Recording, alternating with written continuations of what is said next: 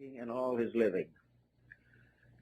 He said that in the very beginning there was nothing in the universe but peace, that this peace reached everywhere, and everyone was in peace with everyone else. And they talked to God, and God answered them in the voice of a small child, a very gentle child, not much older than themselves, because he was speaking to common people and not to great scholars. And they were all peaceful until along came Lucifer. And Lucifer was self-will, and by self-will fell the angels. And when Lucifer asked deity for certain privileges, he was a faithful cherub at that time, God spoke again in the voice of the little child and said what was necessary. And Lucifer said, "Oh no, I don't like this. I don't want to live in a universe that is ruled by a small child. And if the deity can't speak out the great and glorious words I want to hear, I'm going to take over the job." Remember, this is in Low Dutch in Germany. So he said, "I'm going to take over. I'm going to run the universe now."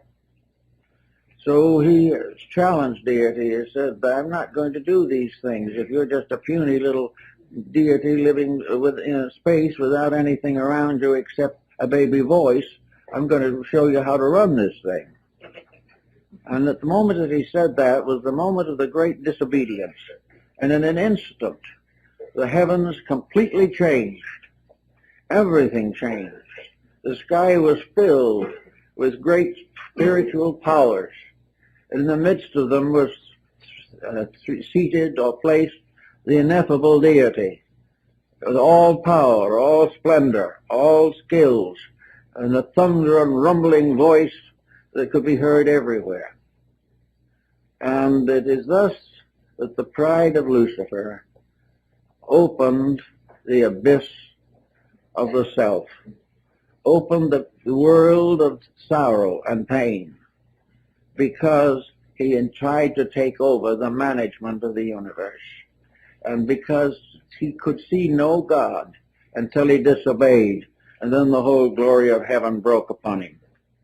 Now there's something about this, it's almost a beautiful myth or legend that can be carried right on down. For the man taking over the universe because God didn't seem big enough to handle the job is something that we all might think about occasionally. Also in all the problems that we have.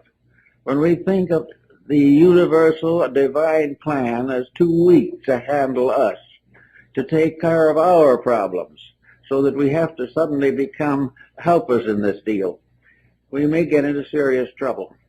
But Baby was essentially a great mystic, and he pointed out that when the human being becomes aware of the realities and uses them properly, the great grief or the great sorrow fades away again, and man and God live together in infinite community, always man obeying that which was eternally ordained to be obeyed. So in this way, Bamey had his statement of silence, of peace, that was disrupted by the rise of human faults, human emergencies, and the forever human optimism and complacency. So that to be still is to know the universe as stillness. To be still is to hear the voice of God and the voice of a small child. To disobey is to bring down upon oneself the thunder of an absolutely immutable power. To obey, we do not know there are laws. When we break them, we discover to our sorrow that we have not been very wise. So we're going to try to think in terms of a quietude that is free from ulterior motive. And this was what Zen attempted to do in India.